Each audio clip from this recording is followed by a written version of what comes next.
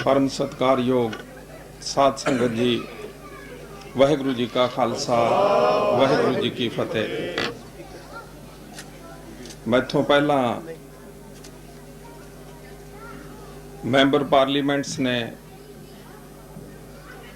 तुहाडे सामने अपने विचार रखे। तुहाडे समागम का संबंध और उन्हां दा मजमून थोड़ी जही विथ उत्ते चलिया। ह्यूमन राइट्स की उलंघना हो रही है। मुख समस्या सिखां दी उस दिन तो आरंभ हुई जिस दिन एक ट्रीटी दे अधीन किसी धोखे का शिकार होके ये कौम अपनी सॉवरैनिटी नूं गुआ बैठी। और जिसने भी इसकी सॉवरैनिटी लिए यत्न किया,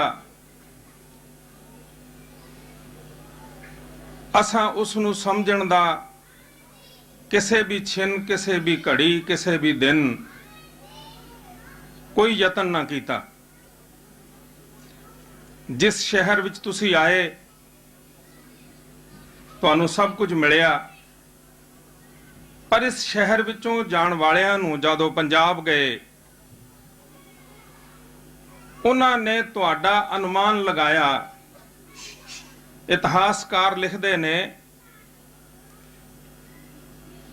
कि अंग्रेज ने एक खत लिखिया कि जितनी देर इन्हां सिख सरदारां दे सिर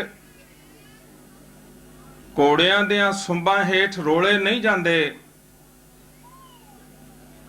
अंग्रेज सरकार शक्तिशाली रूप विच हिंदुस्तान दी हुक्मरान नहीं बन सकती। चमड़ी बदली, बोली बदली, सोच बदली। 1849 का समा जद 1946 विच बदलिया,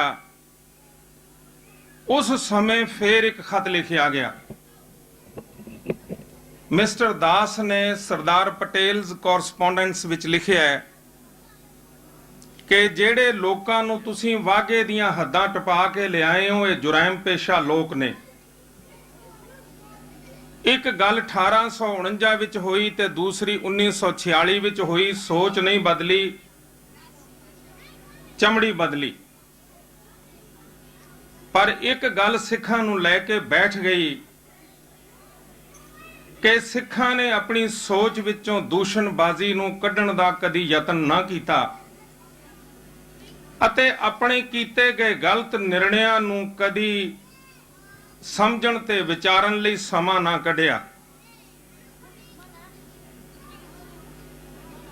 एक बीबी ने नज़म पढ़ी, उन्हें जिक्र किया तुहाडे इतिहास दा। शाह आलम सानी दे समय सिखां ने दिल्ली उत्ते कब्जा किया। सिख सरदारां विच इसे तरह विचारां दा मतभेद रहा जिस तरह तुहानूं आम देश ते देश तो बाहर नजर आउंदा है। समस्या ये सी कि शाह आलम सानी नूं हराउण तो पिछों हिंदुस्तान दे उस थड़े उत्ते जिथे कदे तख्ते ताऊस पिया सी, उस उत्ते मुख रूप विच जथेदार बन के कौन बैठे। जद लड़ाई नूं छुपा लिता गया, जथेदारां ने दरबारे खास विच एक समागम करके निर्णय लिया कि असीं तां केवल गुरधामां दी सेवा करन लई दिल्ली आए सां, इस लई वापस अमृतसर नूं परत रहे हां। ये उन्हां दा एक गलत राजनीतिक फैसला सी।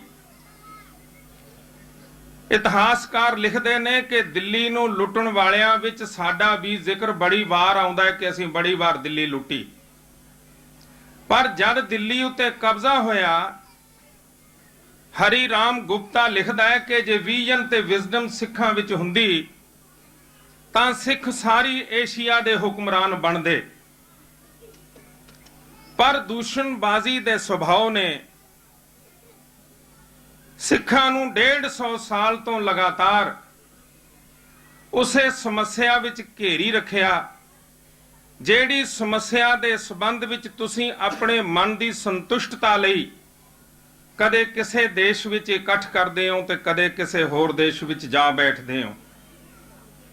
ਕੌਮਾਂ ਦੀ ਸੋਚ ਵਿੱਚ ਅੰਤਰ ਦਾ ਅਨੁਮਾਨ ਲਾਓ ਕਿ ਜਦ ਤੁਸੀਂ ਦੇਸ਼ ਛੱਡਿਆ, ਤੁਹਾਡਾ ਨਿਰਣਾ ਸੀ ਕਿ ਦੇਸ਼ ਤੋਂ ਬਾਹਰ ਜਾਈਏ, ਤਨ ਦੇ ਭੰਡਾਰਾਂ ਦੇ ਮਾਲਕ ਬਣ ਜਾਈਏ। ਸਤਿਗੁਰੂ ਨੇ ਤੁਹਾਡੀ ਗੱਲ ਸੁਣੀ ਔਰ ਤੁਸੀਂ ਬੇਪਨਾਹ ਅਮੀਰ ਬਣੇ ਇਸ ਦੇਸ਼ ਵਿੱਚ ਆ ਕੇ।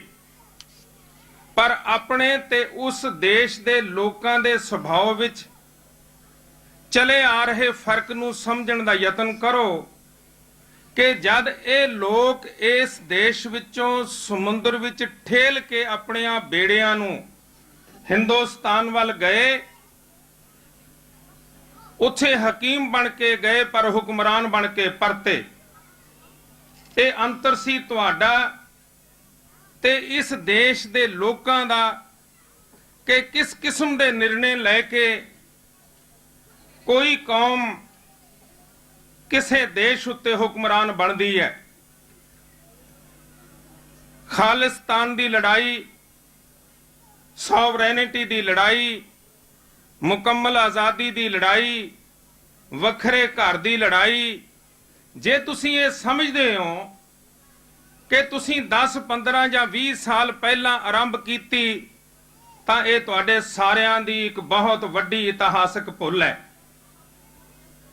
ਸ਼੍ਰੋਮਣੀ ਗੁਰਦੁਆਰਾ ਪ੍ਰਬੰਧਕ ਕਮੇਟੀ ਦੇ ਜਨਰਲ ਇਜਲਾਸ ਵਿੱਚ ਮਤਾ ਨੰਬਰ 18 ਦੇ ਅਧੀਨ ਇੱਕ ਪ੍ਰਸਤਾਵ ਸਰਬਸੰਮਤੀ ਨਾਲ ਪਾਸ ਹੋਇਆ ਕਿ ਸਿੱਖ ਅੰਗਰੇਜ਼ ਪਾਸੋਂ ਮੁਕੰਮਲ ਸੁਤੰਤਰਤਾ ਚਾਹੁੰਦੇ ਨੇ ਤੇ ਦੇਸ਼ ਮੰਗਦੇ ਨੇ।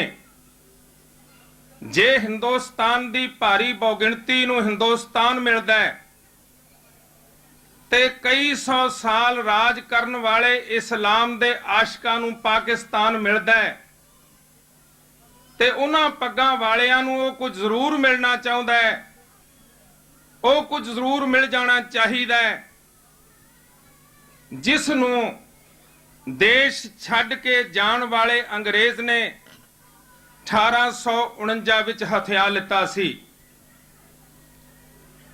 ਕੌਮ ਸੋਵਰਨ ਸੀ, ਧੋਖਾ ਹੋ ਰਿਹਾ ਸੀ, ਪਰ ਸਿੱਖ ਵੀ ਉਸ ਧੋਖੇ ਵਿੱਚ ਸ਼ਾਮਲ ਸਨ।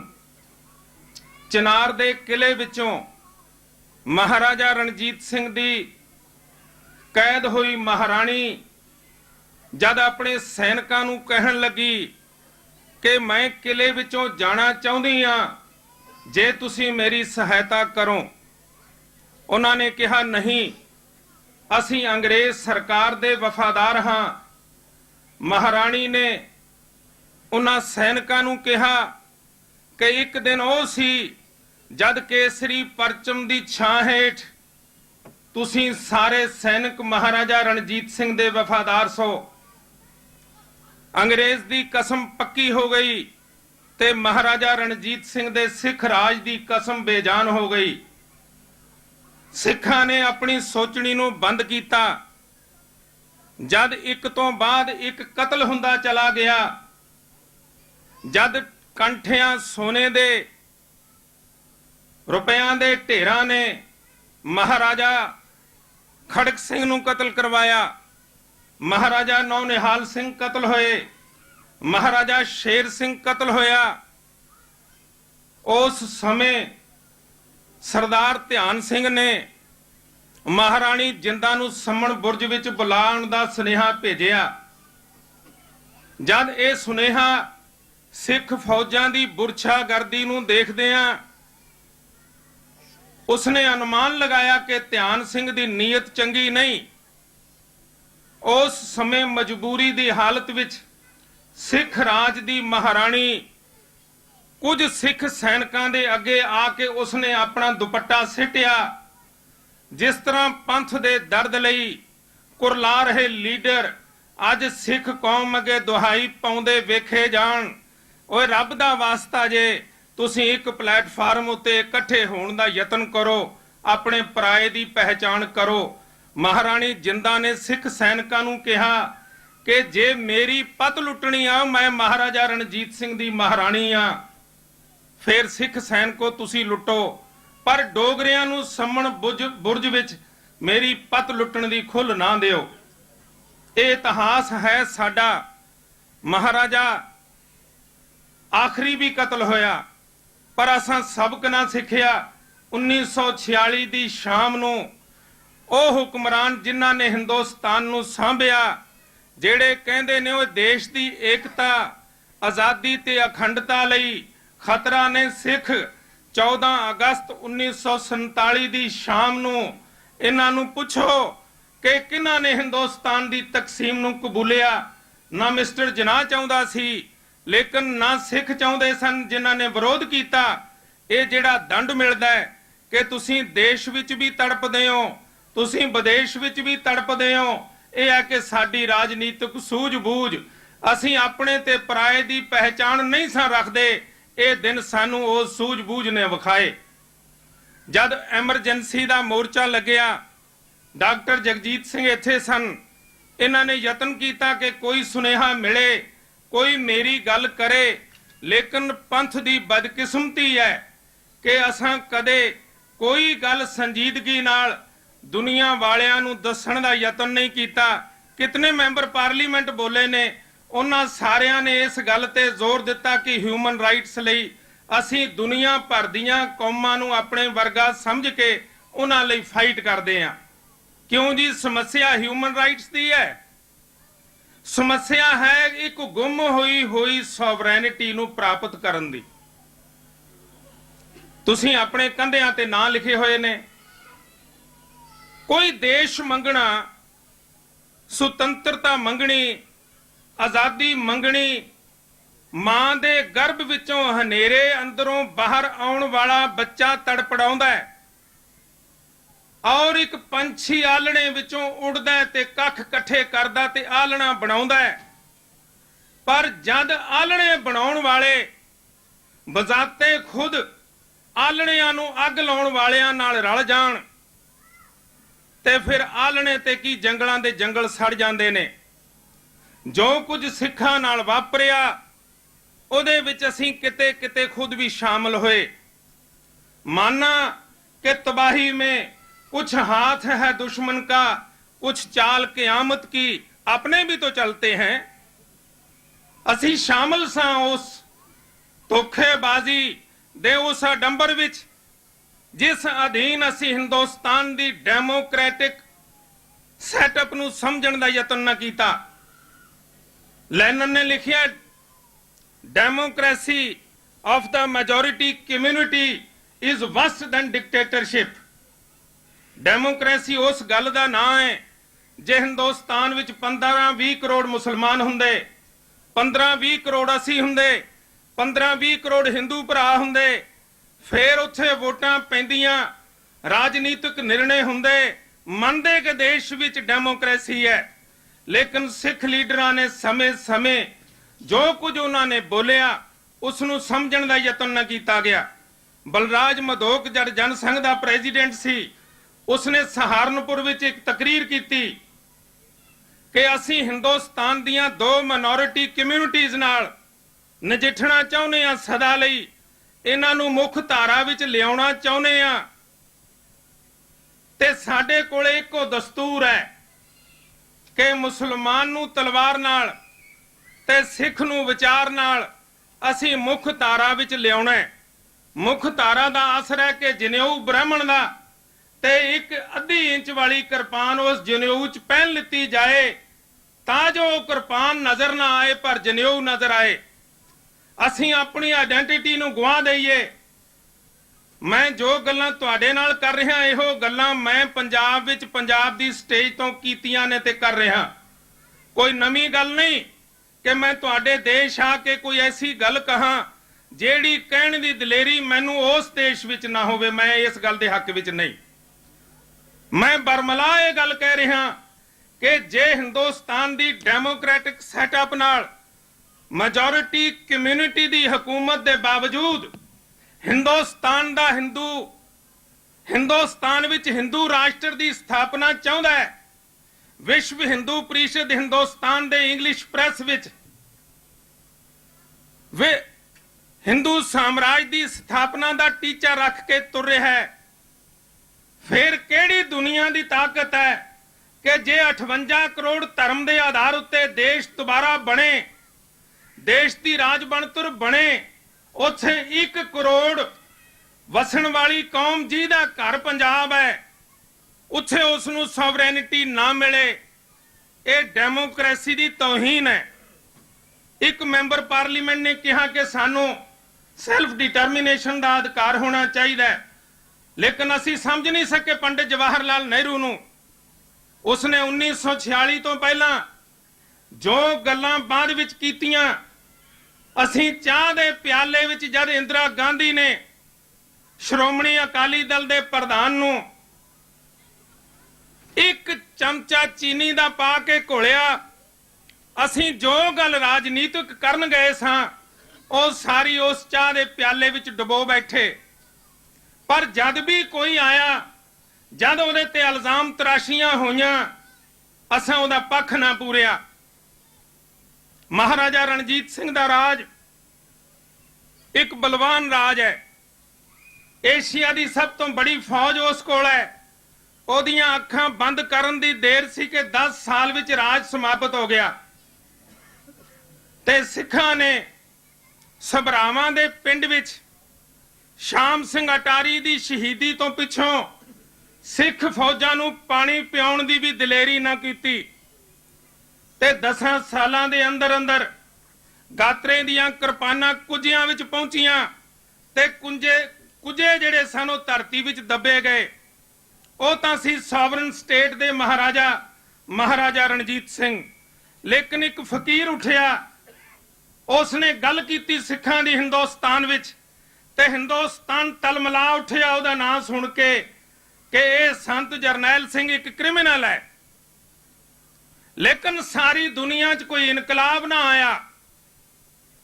असां संत जरनैल सिंह नूं समझण दा यतन ना कीता, लेकिन 2 करोड़ सिखां नालों वध हिंदुस्तान दे हुक्मरानां ने समझिया कि जे दरबार साहब उत्ते हमलावर ना होए, ਇਹ महात्मा दरबार साहब दे घेरे विच बैठे रहे, सानू चांदी दी थाली विच परोस के सिखां नूं ਉਹ सॉवरैनिटी देनी पएगी ਜਿਹੜੀ सॉवरैनिटी गवा के सॉवरैनिटी दी मंग करन दी ये दलेरी नहीं कर रहे।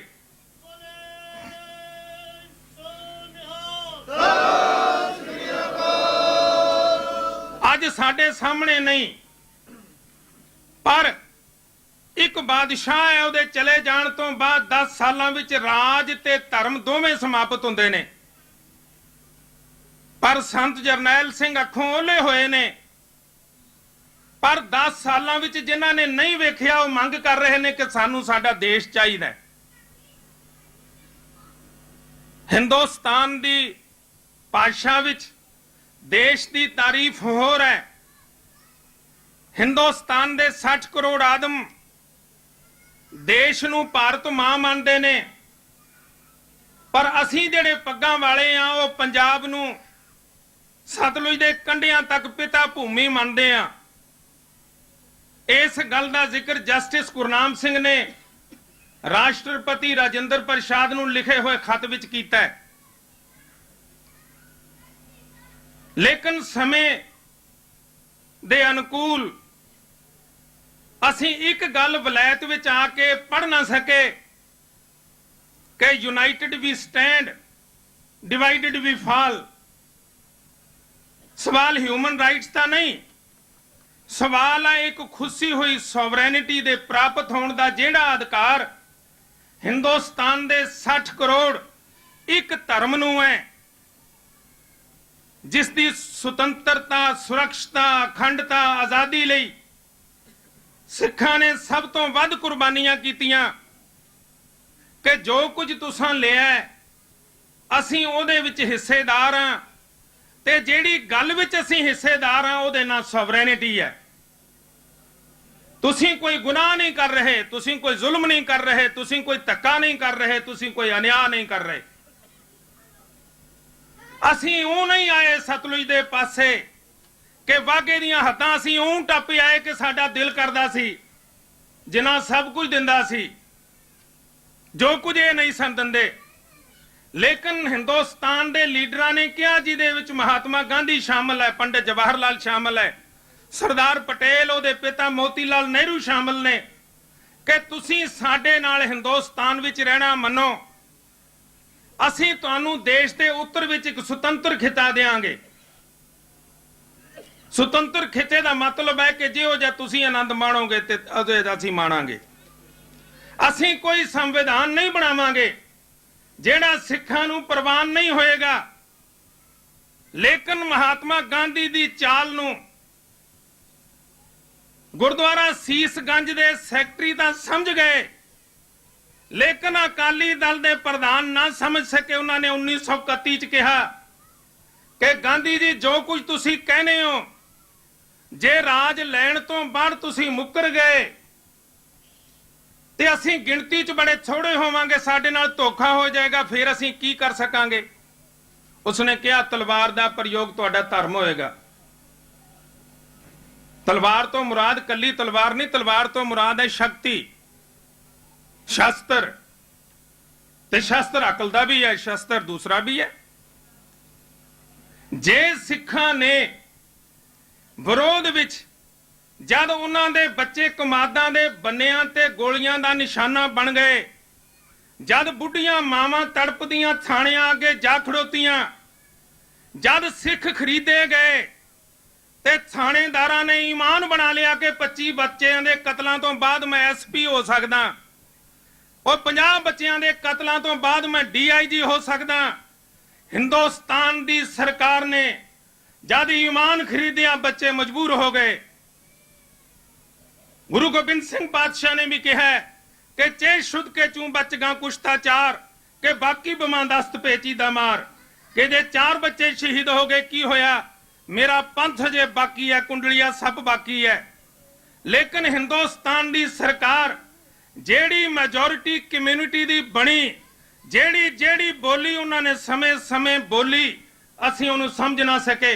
मैं पूछ सकदा कि जर्मनी तुहाडे सामने 2 होया ते तुहाडे सामने 1 होया।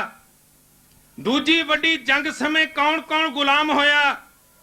हिरोशिमा ते नागासाकी उजड़े, पर तुहाडा 150 साल तो लेके अज तक तुसीं जबर दे, जुल्म दे, अन्याय दे शिकार हुंदे चले आ रहे हो, और तुहानूं एक पिंड दी भी नंबरदारी ना मिली। कसूर किसदा है? कसूर साडी सोच दा है कि जद असीं पंथ दा घर बनाउण दी बजाए दुनिया दे देशां च आके आपो अपने घर बनाउण लग पए, जद असीं दुनिया दी दौलत ते उहदे चमत्कारे दा शिकार हो गए, साडे बच्चियां दी मौत दी गिणती वध गई। असीं संगदे रहे, शर्म खांदे रहे, लेकिन यह गल लोक सभा विच जाके कहण दी दलेरी ना कीती। और हिंदुस्तान वाले हो, असीं ओह कुछ चाहुंदे हां जो कुछ तुसां सानू मुर्दा लाशां बना के, जो कुछ तुहानू 47 वेले कुर्बान करके जो कुछ तुसां लिया सी, सानू उहदे विच हिस्सेदार बनाओ। असीं ना कह सके। दिल्ली आए, जे चीफ मिनिस्ट्री मिली पंथ वेचिया गया, जे गवर्नरी मिली पंथ वेचिया गया, जे सानू किसे ने एडवाइजर बनाया पंथ वेचिया गया। सरदार कपूर सिंह दी बोली विच पंथ कौडियां दे भाव विकदा रहा।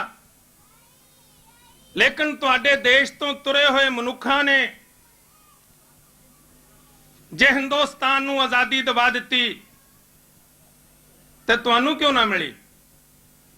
तुहानूं इस लई ना मिली कि सरकार दे लंबे हथ तुहाडी सोच तक जा पहुंचे। बिना सोचे, बिना समझे, बिना किसी व्याख्या दे, बिना विचारां दे, बिना इतिहास के पन्ने पलटन दे असीं नौ निहाल सांग बाप पुत्र ते बन गए, लेकिन ये ना समझ सके कि महाराजा खड़क सिंह साडा बाप है ते मैं खालसे दे राज दा वारिस हां। वो मेरे बाप नूं किले च जहर दित्ती जा रही है, मेरा बाप है, असीं समझ ना सके। मैं पंजाब दे घेरे च लंबे समय तो जो कुछ तुहानूं कहंदा चला आ रहा।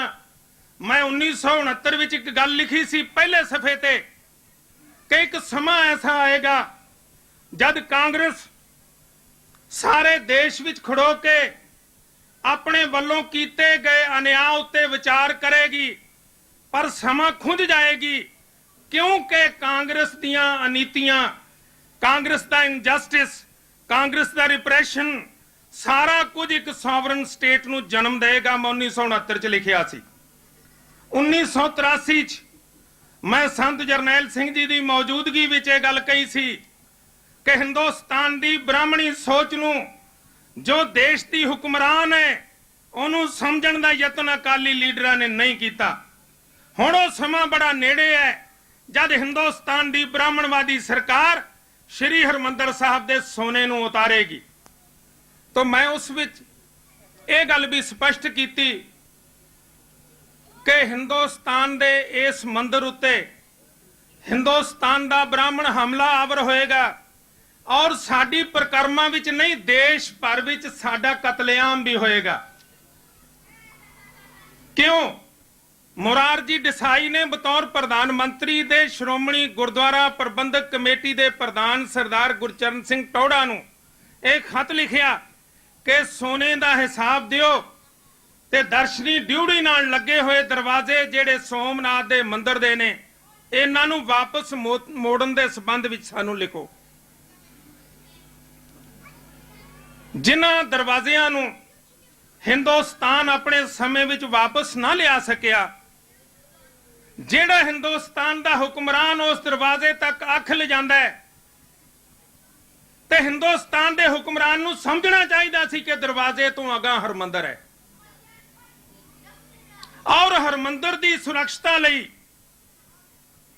और हरमंदर चों प्राप्त हुए ज्ञान के बलबोते उत्ते सॉवरेनिटी लई कि जे बणिया मां दे पेटों पैदा होने वाला बच्चा हिंदुस्तान का प्रधानमंत्री बन सकता है,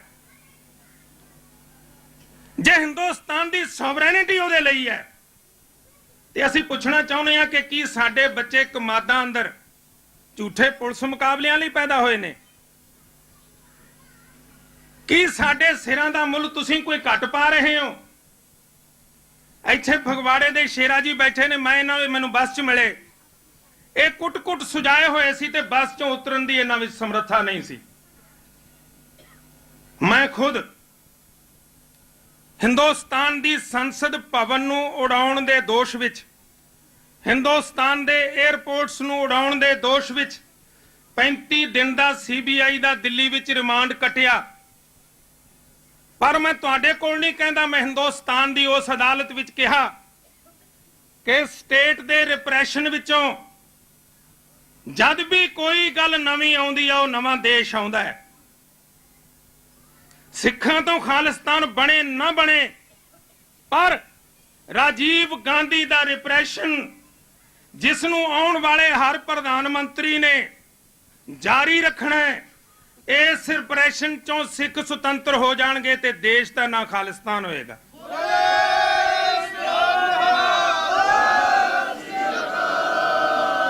लेकिन ये बदौलत एक महात्मा दी है कि 10 साल तो सानू नजर नहीं आ रहे, पर जिन्हां ने उन्होंने वेख्या नहीं उन्हां विच नजर आउंदे ने। जिन्नियां केसरी पग्गां वाले सारियां दस्तारां वाले सफेद ने, नीलियां ने। जे तुहाडे हिरदे विच उस महात्मा लई इश्क ना होवे ਤੁਸੀਂ ਇਸ ਦੀਵਾਨ ਵਿੱਚ ਬੈਠ ਨਹੀਂ ਸੀ ਸਕਦੇ।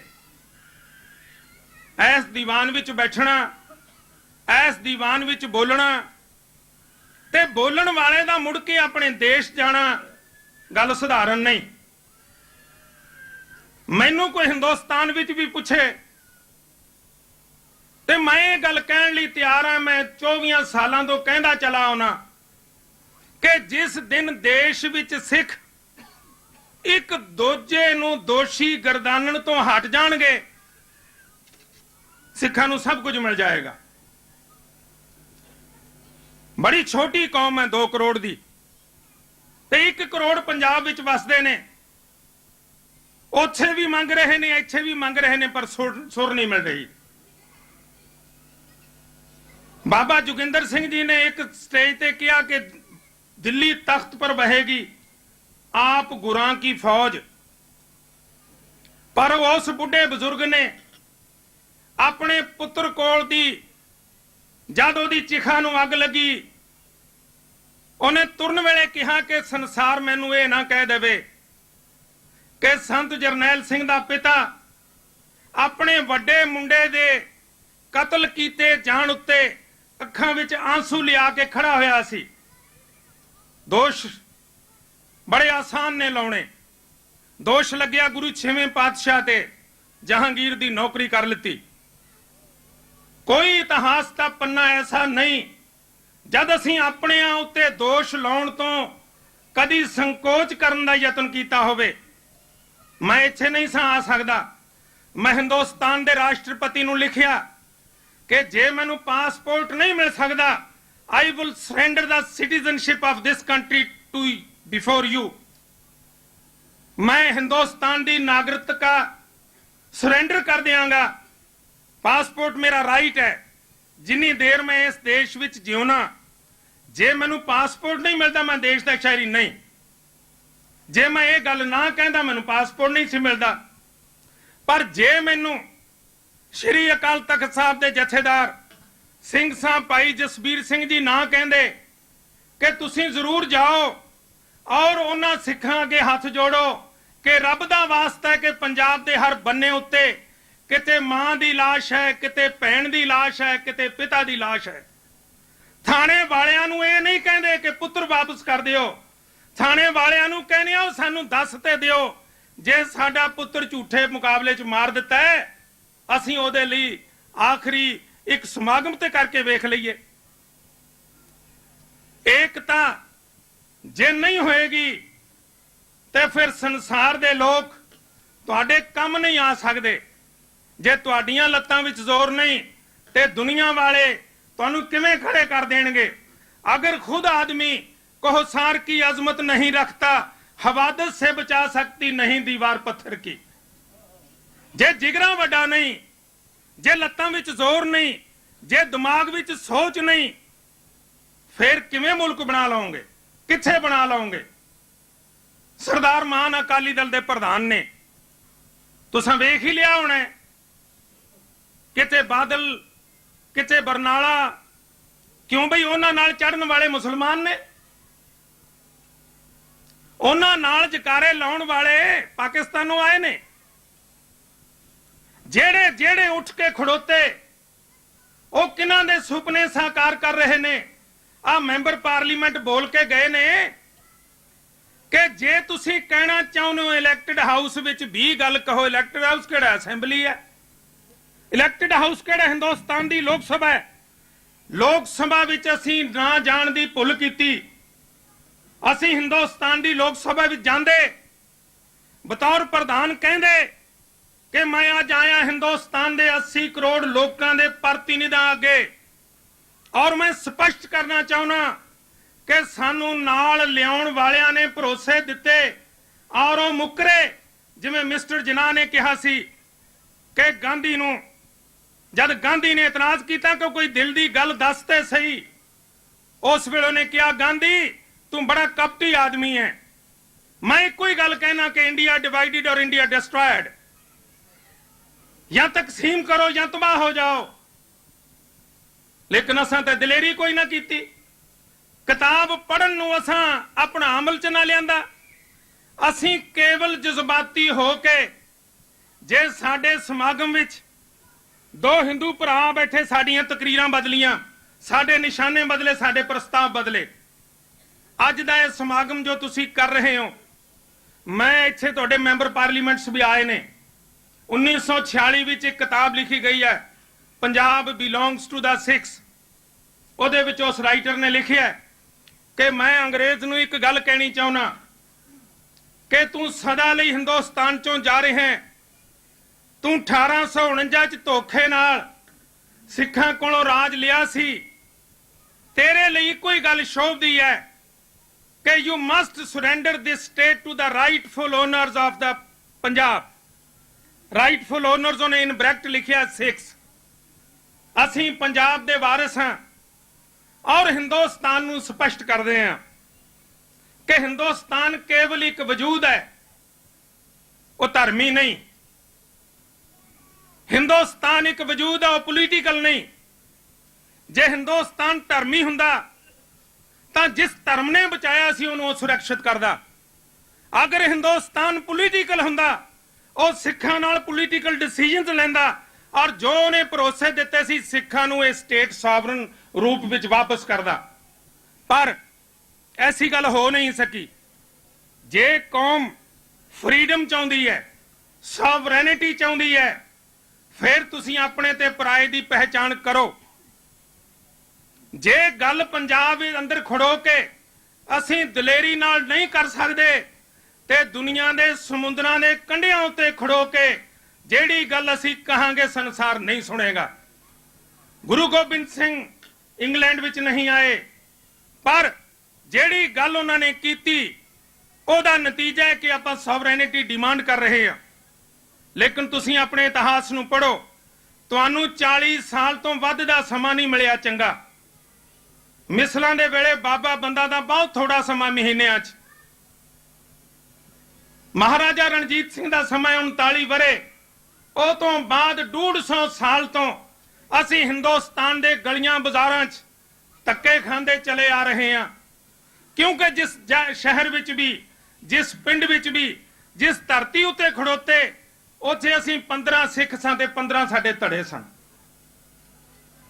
ਇਹ ਸਾਨੂੰ ਲੈ ਕੇ ਗੱਲ ਬੈਠ ਗਈ। ਜੋ ਕੁਝ ਹਿੰਦੁਸਤਾਨ ਚਾਹੁੰਦਾ ਤੁਹਾਨੂੰ ਕੁੱਟਣ ਵਾਸਤੇ, ਉਹ ਸਭ ਕੁਝ ਅਸੀਂ ਮੁਹੱਈਆ ਕਰ ਰਹੇ ਹਾਂ। ਅਸੀਂ ਲੀਡਰ ਨੂੰ ਲੀਡਰ ਮੰਨਣ ਨੂੰ ਤਿਆਰ ਨਹੀਂ, ਜਥੇਦਾਰ ਨੂੰ ਜਥੇਦਾਰ ਮੰਨਣ ਨੂੰ ਤਿਆਰ ਨਹੀਂ। ਕਿਤਨੀ ਹੈਰਾਨੀ ਦੀ ਗੱਲ ਹੈ, ਜੇ ਮੈਂ ਇੱਕ ਗੁੰਬਦ ਤੇ ਚੜ ਕੇ ਕਹਿ ਦਿਆਂ ਕਿ ਮੈਂ ਹਿੰਦੁਸਤਾਨ ਦੀ ਸੋਵਰੈਨਿਟੀ ਚੋਂ ਹਿੱਸੇਦਾਰ ਹਾਂ ਤੇ ਪੰਜਾਬ ਚਾਹੁੰਦਾ, ਤੇ ਦਿੱਲੀ ਬੜੀ ਦੂਰ ਹੈ। ਕਿਸੇ ਨੇ ਲਿਖਿਆ ਦਿੱਲੀ ਦੇ ਸੰਬੰਧ ਵਿੱਚ कि इस मौसम में दिल्ली की हवा कुछ और कहती है, निगाह कुछ और कहती है, जुबान कुछ और कहती है। तुसी दिल्ली नूं समझ नहीं सके, ते जे दिल्ली नूं समझ जांदे ते हिंदुस्तान तुहाडे कदमां 'च पिया हुंदा। हिंदुस्तान ने समझिया संत जरनैल सिंह जी नूं। संत जरनैल सिंह दे नां नाल, परिवार नाल, सरकार नाल हिंदुस्तान नूं बड़ी दुश्मनी है। ਜਿਹੜੇ ਬੰਦੇ ਵਿੱਚ ਸੰਤ ਜਰਨੈਲ ਸਿੰਘ ਨਜ਼ਰ ਆਏਗਾ, ਉਹ ਸੰਤ ਜਰਨੈਲ ਸਿੰਘ ਦਾ ਪਿਤਾ ਹੋਵੇ, ਪੁੱਤਰ ਹੋਵੇ, ਭਤੀਜਾ ਹੋਵੇ, ਸਿੱਖ ਹੋਵੇ, ਹਿੰਦੁਸਤਾਨ ਨਹੀਂ ਉਹਨੂੰ ਛੱਡੇਗਾ। ਤੇ ਹਿੰਦੁਸਤਾਨ ਨੂੰ ਅਸੀਂ ਸਮਝ ਨਾ ਸਕੇ, ਨਤੀਜਾ ਕੀ ਨਿਕਲਿਆ ਕਿ ਅਸੀਂ ਯੂਪੀ ਦੇ ਭਈਆਂ ਨੂੰ ਜਿੰਨੀਆਂ ਪਤੀਲੀਆਂ ਉਹਨੇ ਚੁੱਲ੍ਹੇ। ਬੜਾ ਖੂਬਸੂਰਤ ਸੀ ਉੱਤਰ ਪ੍ਰਦੇਸ਼ ਦਾ ਇਲਾਕਾ, ਲੇਕਿਨ 1857 ਦੇ ਗਦਰ ਵਿੱਚ ਅਪਣਾਈ ਹੋਈ ਪਹੁੰਚ ਕਾਰਨ ਉਹ ਅੱਜ ਸਾਰੇ ਹਿੰਦੁਸਤਾਨ 'ਚ ਦਿਹਾੜੀਆਂ ਕਰਦੇ ਫਿਰਦੇ ਨੇ। ਸਿੱਖਾਂ ਦਾ ਸਮਾਂ ਆਉਣ ਵਾਲਾ ਚੰਗਾ ਨਹੀਂ, ਔਰ ਸੁਤੰਤਰਤਾ ਦਾ ਮੁੱਲ ਪ੍ਰਸਤਾਵ ਨਹੀਂ ਹੋਇਆ ਕਰਦੇ। ਦੁਨੀਆ 'ਚ ਹਰ ਵਸਤੂ ਦਾ ਮੁੱਲ ਹੈ ਤੇ ਰਾਜ ਦਾ ਮੁੱਲ ਹੈ ਸਿਰ, ਜੇ ਸਿਆਣਪ ਨਾਲ ਦੇਣਾ ਆ ਜਾਏ। ਸਿਰ ਮੁੱਲ ਹੈ, ਜੇ ਸਿਰ ਦੇਣ ਦਾ ਵੱਲ ਆ ਜਾਏ। ਮੂਰਖਤਾ ਨਾਲ ਤੁਸੀਂ 2 ਕਰੋੜ ਸਿਰ ਦੇ ਦਿਓ, ਕੌਣ ਪੁੱਛਦਾ? ਹਿੰਦੁਸਤਾਨ ਦੀ ਸਰਕਾਰ ਨੂੰ ਪੰਜਾਬ ਕਬਜ਼ੇ ਵਿੱਚ ਰੱਖਣ ਲਈ ਜੇ 60 ਲੱਖ ਸਿੱਖ 40 ਲੱਖ ਹਿੰਦੂ ਮਰਵਾਉਣੇ ਪੈਣ, ਉਹਨਾਂ ਨੂੰ ਸੌਦਾ ਕੋਈ ਮਹਿੰਗਾ ਨਹੀਂ। ਇੰਨੀ ਦੁਨੀਆ ਉੱਥੇ ਭੁੱਖ ਦੇ ਮਾਰੇ ਮਰ ਰਹੀ ਹੈ, 20 ਲੱਖ ਹੋਰ ਮਰ ਜਾਏਗਾ ਤਾਂ ਕੀ ਹੈ। ਅਸੀਂ ਗਲਤ ਗੱਲਾਂ ਹਿੰਦੁਸਤਾਨ 'ਚ ਕਰਦੇ ਰਹੇ, ਪੋਲੀਟੀਕਲੀ ਕੋਈ ਗੱਲ ਨਹੀਂ ਕੀਤੀ। ਅਸੀਂ ਹਿੰਦੁਸਤਾਨ ਲਈ ਜੀ ਅੰਨ ਪੈਦਾ ਕਰਦੇ ਹਾਂ, ਕਰੀ ਜਾਓ। ਅਸੀਂ ਹਿੰਦੁਸਤਾਨ ਦੀ ਰਾਖੀ ਕਰਦੇ ਹਾਂ, ਆਪਾਂ ਘਰਾਂ ਚੌਕੀਦਾਰ ਰੱਖਦੇ ਹਾਂ, ਤੇ ਕਰੀ ਚੱਲੋ। ਪਰ ਜੋ ਚੀਜ਼ ਮੰਗਣੀ ਚਾਹੀਦੀ ਸੀ ਅਸੀਂ ਉਹਨੂੰ ਵਲ ਫੇਰ ਪਾ ਕੇ ਮੰਗਿਆ। ਪਰ ਅਜੇ ਤੱਕ ਇੱਕ ਸੋਚ ਚੱਲ ਰਹੀ ਹੈ ਹਿੰਦੁਸਤਾਨ 'ਚ। ਹਿੰਦੁਸਤਾਨ ਦੇ ਪ੍ਰਧਾਨ ਮੰਤਰੀ ਪੰਡਿਤ ਜਵਾਹਰ ਲਾਲ ਕਾਂਗਰਸੀ, ਹਿੰਦੁਸਤਾਨ ਦੀ ਪ੍ਰਧਾਨ ਮੰਤਰੀ ਇੰਦਰਾ ਗਾਂਧੀ ਕਾਂਗਰਸੀ, ਲਾਲ ਬਹਾਦਰ ਸ਼ਾਸਤਰੀ ਕਾਂਗਰਸੀ, ਮੁਰਾਰਜੀ ਦੇਸਾਈ ਕਾਂਗਰਸੀ, ਸ਼੍ਰੀ ਚੰਦਰ ਸ਼ੇਖਰ ਵੀ ਕਾਂਗਰਸੀ ਨੇ। ਕੀ ਹੋਇਆ ਜੇ ਉਹਨਾਂ ਦੇ ਦਿਲ 'ਚ ਥੋੜਾ ਜਿਹਾ ਆਪਣੇ ਲਈ ਥਾਂ ਹੈ? ਹਨ ਕਾਂਗਰਸੀ। ਜੇ ਜਨਤਾ ਪਾਰਟੀ ਦੀ ਸਰਕਾਰ ਨਾ ਬਣੇ ਤੇ ਭਾਰਤੀ ਜਨਤਾ ਪਾਰਟੀ ਦੀ ਸਰਕਾਰ ਬਣ ਜਾਏ ਤੇ ਫਿਰ ਇੱਕ ਗੱਲ ਦਾ ਪੱਕਾ ਯਕੀਨ ਸਮਝਿਓ ਕਿ ਫਿਰ ਜੱਗੋਂ 13ਵੀਂ ਹੋਏਗੀ ਪੰਜਾਬ ਵਿੱਚ। ਕਾਂਗਰਸ ਤਾਂ ਬਣ ਜਾਏ, ਬੜੀ ਜ਼ਾਲਮ ਸਰਕਾਰ ਬਣੇਗੀ। ਇਸ ਲਈ ਜ਼ਰੂਰੀ ਹੈ ਕਿ ਅਸੀਂ ਉਹਨਾਂ ਦੀ ਹੁਕਮਰਾਨ ਸੋਚ ਨੂੰ ਸਮਝਣ ਦਾ ਯਤਨ ਕਰੀਏ, ਆਪਣਿਆਂ ਨੂੰ ਆਪਣੇ ਪਰਾਇਆਂ ਨੂੰ ਪਰਾਏ ਮੰਨੀਏ। ਜਦ ਅਸੀਂ ਸਮਝਣ ਦਾ ਯਤਨ ਨਹੀਂ ਕਰਦੇ ਤੇ ਫਿਰ ਸਤਿਗੁਰੂ ਦੇ ਖੈਮੇ ਤੱਕ ਵੀ ਕੋਈ ਖੰਜਰ ਮਾਰਨ ਵਾਲਾ ਪਹੁੰਚ ਜਾਂਦਾ ਹੈ। ਸਮਝਣ ਦਾ ਯਤਨ ਕਰੋ ਇਤਿਹਾਸ ਨੂੰ। ਜੇ ਹੁਕਮਰਾਨ ਬਣਨਾ ਚਾਹੁੰਦੇ ਹੋ ਤੇ ਇੱਕ ਧੱਕੇ ਨਾਲ ਨਹੀਂ ਬਣ ਸਕੋਗੇ, ਸਿਰ ਜ਼ਰੂਰ ਦੇਣੇ ਪੈਂਦੇ ਨੇ। ਹਿੰਦੁਸਤਾਨ ਦਾ ਹਿੰਦੂ ਭਰਾ ਸ਼ਾਤਰ ਸੀ। ਲਾਲਾ ਹਰਦਿਆਲ ਐਮਏ ਆਏ, ਤੁਸੀਂ ਕਾਮਾ ਗਾਟਾ ਮਾਰੂ ਜਹਾਜ਼ ਤੇ ਮਾਰ ਜਥਿਆਂ ਦੇ ਜਥੇ ਲੈ ਕੇ ਤੁਰੇ ਰਹੇ। ਪਰ ਮੈਂ ਤੁਹਾਨੂੰ ਇੱਕੋ ਹੀ ਗੱਲ ਪੁੱਛਣੀ ਚਾਹੁੰਦਾ ਕਿ ਵਿਦੇਸ਼ਾਂ ਚੋਂ ਜਥੇ ਤੋਰਨ ਵਾਲਾ ਕੋਈ ਹਿੰਦੂ ਨੀਤੀਵਾਨ ਹਿੰਦੁਸਤਾਨ ਦੀ ਫਾਂਸੀ ਤੇ ਲਟਕਿਆ? ਕੋਈ ਇੱਕ ਦੱਸ ਦਿਓ। ਕੋਈ ਨਹੀਂ ਲਟਕਿਆ। ਉਹਨੇ ਭਾਣ ਲੈ ਕੇ ਲਟਕਣ ਵਾਲੇ ਆ ਨੇ। ਮੈਂ ਤੁਹਾਨੂੰ ਇਹ ਨਹੀਂ ਕਹਿਣਾ ਜਥੇ ਲੈ ਕੇ ਤੁਰਿਓ, ਤੇ ਨਾ ਮੈਂ ਪੌਂਡ ਤੇ ਨਾ ਮੈਂ ਤੁਹਾਡੇ ਕੋਲੋਂ ਕੋਈ ਸਿੱਕੇ ਇਕੱਠੇ ਕਰਨ ਆਇਆ। ਪਰ ਮੈਂ ਤੁਹਾਡੇ ਵਿਚਾਰਾਂ ਵਿੱਚ ਇੱਕ ਉਹ ਗੱਲ ਕਹਿਣ ਲਈ ਜ਼ਰੂਰ ਆਇਆ ਕਿ ਜੇ ਤੁਸੀਂ ਇਸੇ ਤਰ੍ਹਾਂ ਹੀ ਆਪੋ ਆਪਣੇ ਕੰਮ ਕਰਦੇ ਰਹੇ, ਆਪੋ ਆਪਣੇ ਨਾਅਰੇ ਦਿੰਦੇ ਰਹੇ, ਫਿਰ ਗੁਰੂ ਗੋਬਿੰਦ ਸਿੰਘ ਦੀ ਵਿਚਾਰਧਾਰਾ ਦੇ ਕਾਤਲ ਤੇ ਸੰਤ ਜਰਨੈਲ ਸਿੰਘ ਦੇ ਦੁਸ਼ਮਣ ਬਣਾਂਗੇ ਆਪਾਂ। ਇਹ ਗੱਲ ਬੜੀ ਸਾਫ਼ ਹੈ, ਬੜੀ ਸਪਸ਼ਟ ਹੈ। ਉਹ ਪਿਤਾ ਕਤਲ ਹੋ ਜਾਂਦਾ ਹੈ ਜਿਹਦਾ ਇੱਕ ਪੁੱਤ ਉੱਠ ਕੇ ਦੁਸ਼ਮਣਾਂ ਦੇ ਨਾਲ ਜਾ ਰਲੇ। ਮਹਾਰਾਜਾ ਰਣਜੀਤ ਸਿੰਘ ਦਾ ਰਾਜ ਕਿਉਂ ਗਿਆ? ਕਿਉਂਕਿ ਉਹ ਡੋਗਰਿਆਂ ਦੇ ਹੱਥ ਚੜੇ। ਇਸ ਲਈ ਅੰਤ ਵਿੱਚ ਮੈਂ ਤੁਹਾਡਾ ਬਹੁਤ ਰਿਣੀ ਹਾਂ, ਔਰ ਮੈਂ ਇੱਕੋ ਹੀ ਗੱਲ ਚਾਹੁੰਦਾ ਕਿ ਦੋਸ਼ਾਂ ਦੀ ਦੁਨੀਆ ਚੋਂ ਮੁਕਤ ਹੋਣ ਦਾ ਯਤਨ ਕਰੋ। ਦੋਸ਼ਾਂ ਦੇ ਦੇਸ਼ ਵਿੱਚੋਂ ਉੱਠੇ ਤੇ ਦੋਸ਼ਾਂ ਦੀ ਨਵੀਂ ਦੁਨੀਆ ਵਸਾ ਲਈ। ਜਿਤਨੀ ਦੇਰ ਦੇਸ਼ਾਂ ਦੇ ਅੰਬਾਰ, ਦੂਸ਼ਣਾਂ ਦੇ ਅੰਬਾਰ ਤੁਹਾਡੇ ਪੈਰਾਂ ਹੇਠ ਨਹੀਂ ਖਤਮ ਹੋਣਗੇ, ਸੁਤੰਤਰਤਾ ਤੁਹਾਡੇ ਘਰ ਦੀ ਦਹਲੀਜ਼ ਤੱਕ ਨਹੀਂ ਪਹੁੰਚੇਗੀ। ਅੰਤ ਵਿੱਚ ਮੈਂ ਆਪ ਸਾਰਿਆਂ ਦਾ ਰਿਣੀ ਹਾਂ ਸਵਾਸ ਕਿ ਤੁਸੀਂ ਮੇਰੇ ਵਿਚਾਰ ਸੁਣੇ। ਸਮਾਂ ਬੜਾ ਥੋੜਾ ਹੈ, ਸਮੱਸਿਆ ਬੜੀ ਲੰਮੀ ਹੈ। ਮੈਂ ਆਪ ਜੀ ਨੂੰ ਦੋਵੇਂ ਹੱਥ ਜੋੜ ਕੇ ਸੰਤ ਜਰਨੈਲ ਸਿੰਘ ਜੀ ਦੇ ਪੂਜਨੀਕ ਪਿਤਾ ਬਾਬਾ ਜੋਗਿੰਦਰ ਸਿੰਘ ਜੀ, ਸ਼੍ਰੀ ਅਕਾਲ ਤਖਤ ਸਾਹਿਬ ਦੇ ਜਥੇਦਾਰ ਸਿੰਘ ਸਾਹਿਬ ਭਾਈ ਜਸਬੀਰ ਸਿੰਘ ਜੀ, ਉਹ ਪੁਰਸ਼ ਕੁਛ ਨਹੀਂ ਲੈ ਕੇ ਗਿਆ, ਲੇਕਿਨ ਉਸ ਨੇ ਕੁਦਮ ਕੀਤਾ ਕਿ ਮੈਂ ਤੁਹਾਡੇ ਤੱਕ ਪਹੁੰਚਾਂ। ਮੈਂ ਕਦੇ ਕੈਦ ਨੂੰ ਆਪਣੀ ਆਤਮਾ ਤੇ ਬੋਝ ਨਹੀਂ ਮੰਨਿਆ। ਮੈਂ ਆਪਣੇ ਬੱਚੇ ਤੇ ਜ਼ੁਲਮ ਹੁੰਦਾ ਆਪ ਵੇਖਿਆ। ਸਰਕਾਰ ਦੀ ਮਨਸ਼ਾ ਸੀ ਕਿ ਮੈਂ ਲਿਖਣਾ ਵੀ ਛੱਡਾਂ ਤੇ ਬੋਲਣਾ ਵੀ ਛੱਡਾਂ, ਪਰ ਮੈਨੂੰ ਤੁਹਾਡੇ ਦੇਸ਼ ਵਿੱਚ ਗੁਰੂ ਕਲਗੀਧਰ ਪਾਤਸ਼ਾਹ ਨੇ ਮਿਹਰ ਕੀਤੀ, ਕਿਰਪਾ ਕੀਤੀ, ਬਖਸ਼ਿਸ਼ ਕੀਤੀ ਕਿ ਇੱਕ ਐਸੇ ਦੇਸ਼ ਵਿੱਚ ਲਿਆਂਦਾ ਹੈ ਜਿੱਥੋਂ ਦੀ ਹਰ ਇੱਟ ਸਾਨੂੰ ਇਤਿਹਾਸ ਦਾ ਕੋਈ ਨਵੀਂ ਸੇਧ ਦੇ ਸਕਦੀ ਹੈ, ਸਬਕ ਪੜ੍ਹਾ ਸਕਦੀ ਹੈ। ਉਹਨਾਂ ਸਾਰਿਆਂ ਵੱਲੋਂ ਆਪ ਨੂੰ ਫਤਿਹ ਬੁਲਾਉਣਾ। ਵਾਹਿਗੁਰੂ ਜੀ ਕਾ ਖਾਲਸਾ, ਵਾਹਿਗੁਰੂ ਜੀ ਕੀ ਫਤਿਹ।